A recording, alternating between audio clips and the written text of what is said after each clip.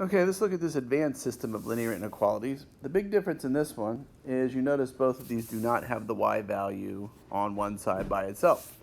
So the first thing I would do is I would get the y value by itself. So here's the first one. So I'm going to go ahead and add 2x. So I get negative y less than 2x plus 5. Now here's the big difference. I have to get y by itself, so I'm going to divide by negative 1. So when I divide by negative 1, that is going to flip the inequality sign. So whenever you divide by a negative, it goes the other way. So it was less than, now it's going to be greater than.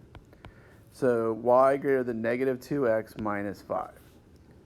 So that's the big difference in this one versus the others. Then I can pick a couple points on this line. Let's say I pick 0 and 1. So if I put in 0, I get negative 2 times 0, which is 0, minus 5, which is negative 5.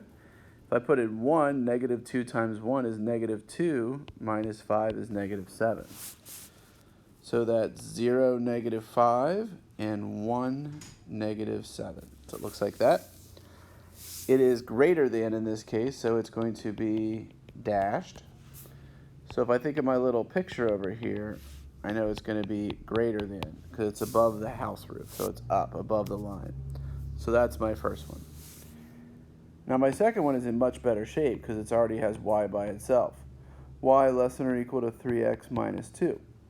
So as long as y is by itself, you can plot your points, you can do your greater than or less than, and be done with your system.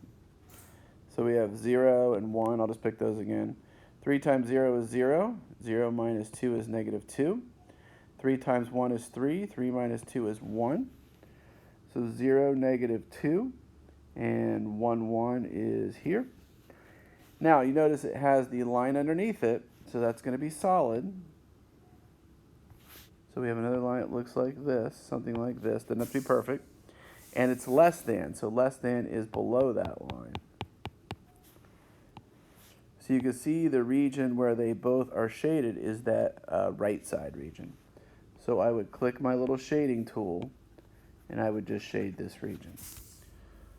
So the really only difference in the advanced problem versus the regular problems is getting y by itself and just making sure you flip the inequality sign if you divide by a negative.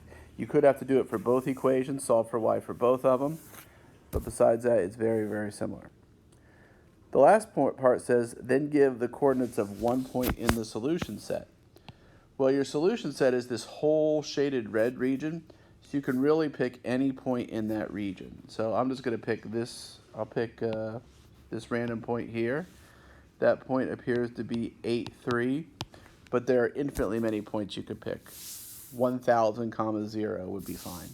Any of the points in that region would be a solution. So hopefully that is helpful. Let me know if you have other questions.